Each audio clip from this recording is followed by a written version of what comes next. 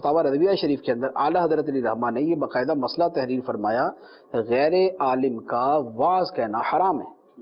غیر عالم کا واعظ کہنا حرام ہے، کیوں؟ اس لیے کہ واعظ کے اندر یا قرآن پڑھ کے اس کی تفسیر بیان کی جاتی ہے، یا حدیث پڑھ کے اس کی تشریح بیان کی جاتی ہے، یا مسائل بیان کیے جاتے ہیں۔ جس بندے کو قرآن کی تفسیر نہیں آتی، حدیث کی شرح نہیں آتی، اور جس کو شرعی اور فقہی مسائل نہیں آتے، وہ اگر بیان کرے گا تو غلطیاں کرے گا تو لوگوں کو گمراہ کرے گا، لہذا اس کے اوپر پابندی۔ اسی لیے فرمایا گیا کہ جو غیر عالم ہے وہ اگر بیان کرنا چاہتا ہے تو وہ پھر کسی عالم کی کتاب سے دیکھ کر بیان کرے۔ دیکھ کر بیان کرے گا تو اب جو غلطی کا احتمال تھا وہ ختم ہو گیا، کہ اب حقیقتاً یہ واعظ نہیں کر رہا، وہ کتاب واعظ کر رہی ہے اور صاحب کتاب واعظ کر رہا ہے، اس کی کتاب کو پڑھ کے سنا دیا۔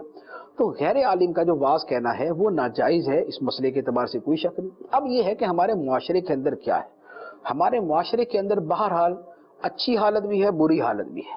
ہمارے ہاں ایسے بڑی تعداد میں واعظین موجود ہیں جن کو علم نہیں اور بغیر علم کے واعظ کرتے ہیں، خود گناہ گار ہیں، ان کا واعظ سننے والے بھی گناہ گار ہیں۔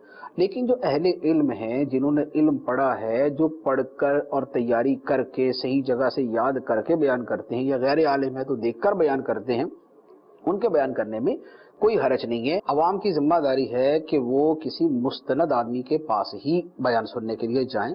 یہ مستند ادھر ادھر کی گپیں ہانکنے والا، جھوٹے قصے واقعات بیان کرنے والا، موضوع حدیثیں بیان کرنے والا، اپنی طرف سے تشریحات اور تفسیرات بیان کرنے والا، اس کو سننے ہی نہ جائیں۔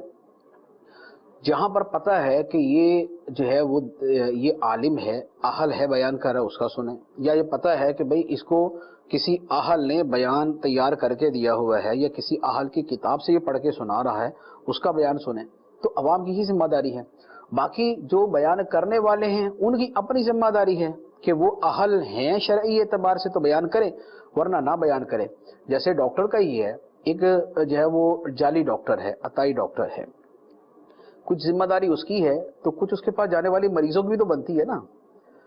آخر جعلی ڈاکٹر جو ہے وہ علاج کر رہا ہے تو اس کی ذمہ داری ہے کہ بھائی صاحب نہ کرو، کیوں بندے مارو گے؟